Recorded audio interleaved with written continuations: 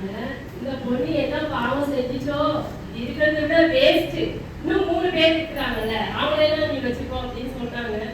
அக்கா சொல்ல 6th படிக்கும்போது விஷயத்துல தைங்க ஆண்டவரை பத்தி சொன்னாங்க. அவங்க சொன்னதெல்லாம் ஏசு அன்புள்ளவர், அவர் உன்னை நேசிக்கிறார் அப்படிலாம் சொன்னாங்க. ஆனா எதுல நம்ப முடியல. அப்ப எங்க வேதாகமத்துல எனக்கு அனுப்பும்போது என் மனசுல ஒரு கேள்வி இருந்துச்சு, முதல்ல என்னை யார் படைச்சது அப்படின்னு ஒரு கேள்வி இருந்துகிட்டே இருந்துச்சு. அப்போ யாத்ராகமத்துல 4:11 பார்க்கும்போது ஆண்டவர் தெளிவா சொல்றாரு, பார்வை உள்ளவன் இல்லாதவ, பேச முடியாதவ எல்லாரையும் நான் தான் படைச்சேன்னு சொல்லிட்டாரா. அப்ப யோசித்தேன், ஆண்டவர் அப்ப வேறுபாடு பண்றாரு. அவங்க எல்லாம் நல்லா படிச்சு, நீங்க நல்லா படிச்சு நல்லா இருக்கீங்க, நான் மட்டும் இப்படி இருக்கிறே அப்படின்னு சொல்லி அப்புறம் ஸ்கூலுக்கு போனதுக்கு என்ன மாதிரி சிலர் இருக்காங்க, ஏன் இப்படிப்பட்ட ஆண்டவர் எப்படி நேசிக்க முடியும், அவருக்கு பார்ஷியாலிட்டி நான் யோசிச்சுட்டு இருந்தேன். அதுக்கப்புறமா தான் எல்லாம் முடிச்சு நான் வந்து ஸ்கூல்ல நல்லா படிப்பேன். முடிச்சுட்டு காயிமிலர் காலேஜ்ல நான் படித்தேன். படிக்கும்போது எனக்கு ஒரே காம்படிஷன், என்னால் அப்போ ஃபீஸ் கட்ட முடியல அப்படியெல்லாம் இருந்துச்சு. ஆனால் மார்க் நிறைய இருந்ததுனால எனக்கு சீட் கிடைச்சிது. விஷயத்துல டைம்ல எனக்கு நல்லா படிக்கிறதுக்கு ஹெல்ப் பண்ணாங்க. அப்போ நான் காலேஜ் முடிச்சுட்டு வாட் நெக்ஸ்ட் அப்படின்னு யோசிக்கும் போது தான் இங்க வரலாம், இங்க வந்து என்ன பண்ண போறோம் அப்படின்னு நினைச்சு நான் யோசிச்சுட்டு இங்க வா எல்லாம் கத்துக்கலாம், தையல் அது இதுதான் சொன்னாங்க. எனக்கு விஷயத்துல டைம்ல எப்பவும் ஒரு நல்ல ஒப்பீனியன் இருக்கும். அதனால அவங்க கூப்பிடுறாங்களே ஜெயாட்டி, எனக்கு அம்மா இங்க கூட இல்லை, அவங்க கூப்பிட்டப்ப நான் வந்தேன். சரி என்னதான் பண்றாங்கன்னு பார்ப்போம். நான் ஒவ்வொரு நாளும் பைபிள் படிக்க சொன்னாங்க. இது என்னடா இது வேற சொல்றாங்க, அதுக்காக தான் நான் பைபிள் படிச்சேன். அப்போ பைபிள் ஸ்டடியும் உண்டு. அப்போ யோவான் 9ஆம் அதிகாரத்துல ஆண்டவர் தெளிவா சீஷர்களே கேட்கிறாங்க, இது யார் செஞ்சா பாவம், இவன் செஞ்சா பெற்றோர்கள் செஞ்சா, ஆண்டவர் தெளிவா சொல்றேன், இவன்ல பெற்றவர்கள் தேவனுடைய மகிமை வெளிப்படும் பொருட்டாதான் இவன் இப்படி இருக்காங்க. ஜான் 9th சாப்டர் எங்களுக்காக இருக்குன்னு நினைக்கும் போது உண்மையிலேயே ரொம்ப பெருமையா இருக்கு. அதுல இருந்து நான் யோசிக்கிறது என்னன்னா, கர்த்தருடைய மகிமைக்காக தான் நான் இப்படி இருக்கிறேன். எல்லா பூவும் ஒரே மாதிரி இருந்தா யாரும் ரசிக்க மாட்டாங்க. நம்ம ரிலேஷனுக்கு தான் கண்ணு மூடுறோம், தூங்கும் போது இன்னொரு ஆண்டவர் கிட்ட ஜெபம் பண்ணும்போது, ஜெபம் பண்றதுக்கு இந்த கண்ணு தேவையே இல்லையே. அப்ப என்னோட உள்ளான கண்கள் எனக்குமே திறந்தா இருக்கு. சரி, ஏன்னா பாவம்னு சொல்றாங்க இல்லையா, அவங்களுக்கு இதெல்லாம் தெரியல தானே, அப்ப அவங்கதான் பாவம்னு நான் நினைச்சுட்டு கர்த்தருடைய நாமத்தை மகிமைப்படுத்தி வரேன்.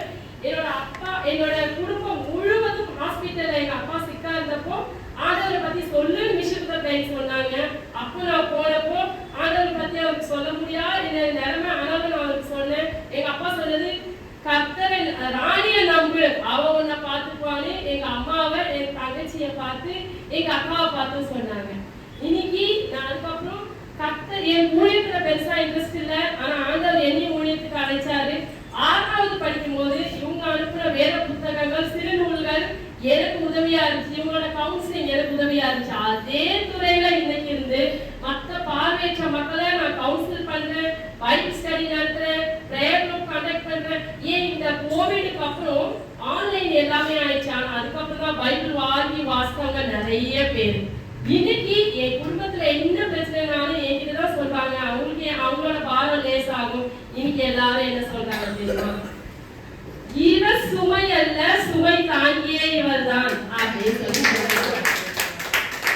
இன்னைக்கு நான் கூட வந்திருக்கேன். மேற்காவை பார்க்கல, இங்க வந்திருக்க எல்லாக்காவை மற்ற கேர்ள்ஸையும் நான் பார்க்கல, உங்க முன்னாடி இருக்க எங்க முன்னாடி இருக்க உங்களையும் நான் பார்க்கல. ஆனா ஆண்டவர் வரும்போது எல்லாரும் மறுமுகமாக்கப்படும். இது பைபிள் தான் இருக்கு. அன்னைக்கு மூடி இருக்கிற இந்த கண்கள் திறக்கப்பட்டு பார்த்துட்டு உலகத்தை எல்லாம் பார்த்துட்டு ஆண்டவரை நீங்க பார்க்க போறீங்க. முதலாவது ஆண்டவராகிய இயேசு கிறிஸ்துவை நான் தரிசிக்க போகிறேன்.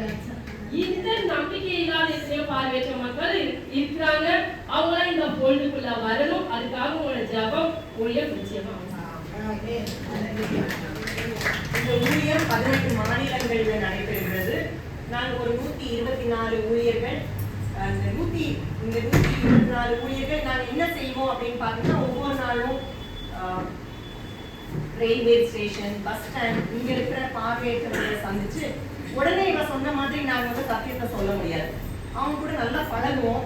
பழகின பிறகு நாங்கள் அவங்களுக்கு சத்தியத்தை சொல்றோம். நான் சொன்னேன் பார்த்தீங்களா, ஒரு 8 லட்சம் பேரை நாங்கள் இது வரைக்கும் சந்திச்சிருக்கோம். அதில் நிறைய பேர் கர்த்தரை ஏற்றுக்கொண்டிருக்கிறாங்க. அநேக சாட்சிகள். இங்க இருக்கிற எல்லா பிள்ளைகளுமே நான் கிறிஸ்டியன் பேக்ரவுண்ட்ல இருந்து வந்து கர்த்தரை ஏற்றுக்கொண்ட பிள்ளைகள். ஒவ்வொருத்தர்கிட்ட நீங்க பேசும்போது கண்டிப்பா தெரியும், ஒவ்வொருத்தருடைய சாட்சியும் ஒரு பிரமாதமான சாட்சி. நம்ம இப்போ பிரசங்கத்துக்குள்ள போனோம். அது பண்ணிட்டு வீட்டுக்கு